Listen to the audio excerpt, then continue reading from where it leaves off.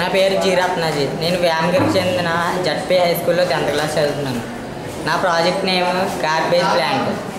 ఈ ప్లాంట్ ఏంటంటే మనకి ఉదాహరణకి జపాన్ దేశంలో పరిసరాల నుంచి ఇంటి నుంచి వచ్చే చెత్తను ఆ చుట్టూ ఉండే గవర్నమెంట్ క్లియర్ చేస్తుంది. అదేవిధంగా ఫ్యాక్టరీస్ నుంచి వచ్చే రసాయనిక చెత్తను ఫ్యాక్టరీస్లో ఉండే ఉత్పత్తిదారులు క్లియర్ చేస్తాడు. ఇంకా చెప్పాలంటే వియన్నా దేశాల్లో చెత్త నుంచి వచ్చే గ్యాస్ తోటి కరెంట్ని ఉత్పత్తి చేస్తున్నారు. ఈ ప్రాజెక్ట్ ఏంటంటే దాన్ని డంపింగ్ యార్డ్ అంటారు. ఆ చివరిని దాంట్లో చెత్తను వేస్తాం సార్. అక్కడ నుంచి ఇది కన్వేయర్ బెల్ట్ పై నుంచి చెత్త ఇలా పైకి వచ్చి గార్బేజ్ ప్లాంట్లో పడుతుంది. ఇక్కడ ఏ ప్రోడక్ట్ ఆ ప్రోడక్ట్ సపరేట్ అవి, పేపర్కి పేపర్, గ్లాస్కి ఐరన్, ప్లాస్టిక్కి సపరేట్ అవుద్ది.